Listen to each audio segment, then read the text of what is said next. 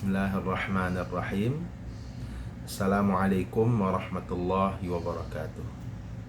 Anak-anakku yang dirahmati Allah Subhanahu wa taala, hari ini kita akan membahas mengenai surat At-Tin.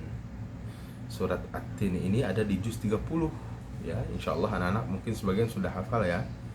Nah, surat At-Tin ini termasuk surat Makkiyah. Jadi surat itu ada Makkiyah, ada Madaniyah. Makkiyah itu berarti diturunkan ketika periode atau masa dakwah Nabi 13 tahun di Mekah. Sedangkan Madaniyah itu diturunkan ketika periode dakwah Nabi 10 tahun di Madinah.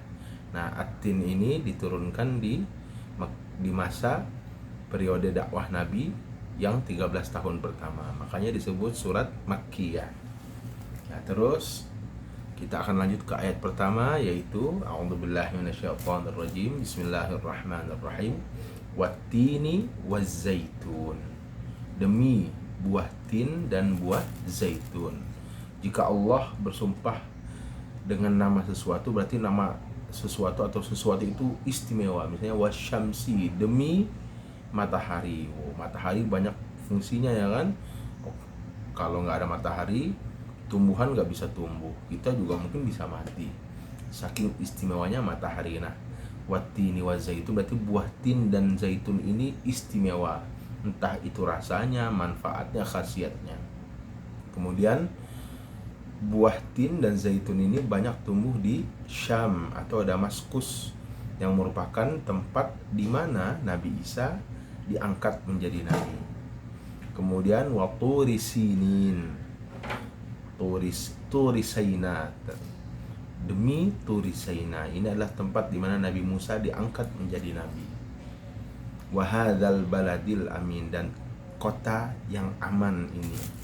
Nah, yang dimaksud adalah kota Mekah Al-Mukarramah, yaitu tempat di mana Nabi Muhammad, nabi kita yang mulia, diangkat menjadi nabi.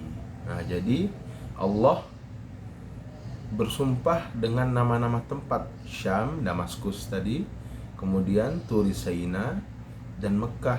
Syam tempat kelahiran Nabi, tempat diangkatnya Nabi Isa menjadi nabi.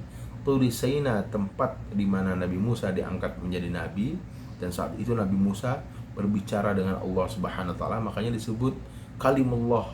Nabi Musa itu disebut kalimullah karena pernah berbicara dengan Allah ya. Terus Mekah juga tempat yang mulia, makanya Allah bersumpah dengan tempat mulia, wa hadzal baladil amin, karena inilah tempat di mana Nabi diangkat menjadi nabi kita Muhammad sallallahu alaihi wasallam. Kemudian Allah berfirman di ayat keempat, laqad khalaqnal insana fi ahsani taqwim, dan kita nih manusia telah Allah ciptakan dengan bentuk yang begitu sempurna. Tidak ada yang kepalik hidung, lubangnya ke bawah tidak ke atas, ya kan? Nah, kita sudah diciptakan begitu sempurna, bisa bernafas, organ tubuh kita, jantung kita, semuanya begitu istimewa. Nah, tapi dengan bentuk dan rupa yang istimewa ini, yang begitu sempurna ini, nah ternyata tidak semua manusia itu bersyukur. Padahal kalau sudah dikasih begini, tugas kita bersyukur ya kan? Syukur punya ibu, syukur punya bapak, bersyukur ada muka. Coba kalau kosong semua ya kan? Bersyukur punya mata bisa melihat, bersyukur punya kuping bisa mendengar. Jadi tugas kita bersyukur. Tapi ternyata ada manusia yang tidak bersyukur, malah kufur ya. Tanda kita bersyukur itu dengan berterima kasih kepada Allah, ibadah, menyembah hanya kepada Allah, sholat diantaranya. Tapi kan banyak orang yang nggak sholat, banyak orang yang tidak yakin bahwa ada Allah, banyak. Padahal itu tanda kekufuran, berarti tidak ada terima kasihnya sudah Allah ciptakan. Ya, maka tugas kita itu bersyukur, yakin kepada Allah, bersyukur kepada Allah, hanya menyembah Allah.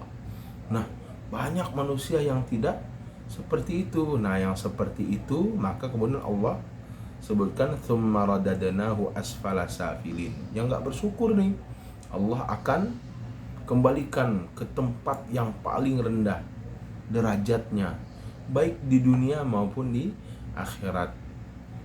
terlalu bersenang-senang, tidak tercapai cita-cita, Allah hinakan dia karena tidak bersyukur. Terlalu banyak bermain, kurang belajar, terlalu banyak bermain, tidak sholat, nah Allah hinakan hidupnya di dunia dan juga di akhirat. Kalau di akhirat nanti pasti ya kan neraka dong ya. Maka tugas kita bersyukur. Kalau kita bersyukur, maka kita termasuk orang yang di ayat berikutnya, illalladzina amanu, kecuali orang yang beriman. Tuh tanda orang bersyukur apa? Iman dulu. Kalau kita bersyukur atas ciptaan Allah yang sempurna, pasti kita beriman. Illalladzina amanu, kecuali orang beriman, wa amilus solihat, beramal soleh, banyak sholat, banyak sedekah, itu tanda kita bersyukur ya. Nah, wa amilus solihat, beramal soleh, falahum ajrun ghairu mamnun, maka bagi mereka itu orang yang beriman dan beramal soleh, ganjaran pahala yang tidak akan terputus, tidak akan terpotong. Jadi beda ya, kalau misalnya kita bersyukur, beriman, beramal soleh, maka kita akan mendapat derajat yang tinggi di sisi Allah dan akan mendapatkan ganjaran balasan dari sisi Allah. Nah, kalau sudah begitu, Allah udah ciptakan kita dengan sempurna ya kan, tuh ganteng, cantik, nanti yang ceweknya ya, tangannya semuanya bisa jalan, bisa main.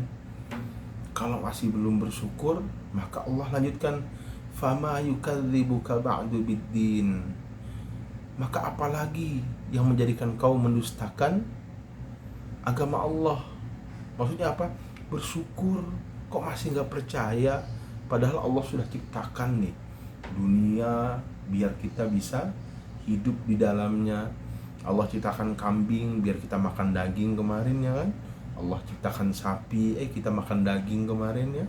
Allah ciptakan teknologi biar kita bisa, ada yang main HP lah, macam-macam ya kan. Kalau masih juga mendustakan Allah, waduh, gimana ceritanya? Harus kita makin bersyukur. Oh, ada bumi, pasti yang menciptakan Allah, bersyukur. Wah, Allah berikan ayah saya motor, ya bisa jadi jalan-jalan tiap sore, bersyukur, tidak mendustakan agama Allah ya. Karena kalau kita mendustakan Allah, nanti di hari kiamat, waduh, berbahaya, bisa masuk neraka. Karena kalau di dunia nih, misalnya anak-anak misalnya nakal, orang tua nggak lihat, nggak dihukum, guru nggak lihat, nggak dihukum. Tapi kalau di akhirat, Allah maha melihat kelakuan kita, sikap kita, perilaku kita di dunia, dan Allah maha adil. Makanya kemudian alaihissallahu bi ahkamil hakimin, bukankah Allah seadil-adil hakim? Karena apa? Nggak ada yang lepas dari penglihatan Allah.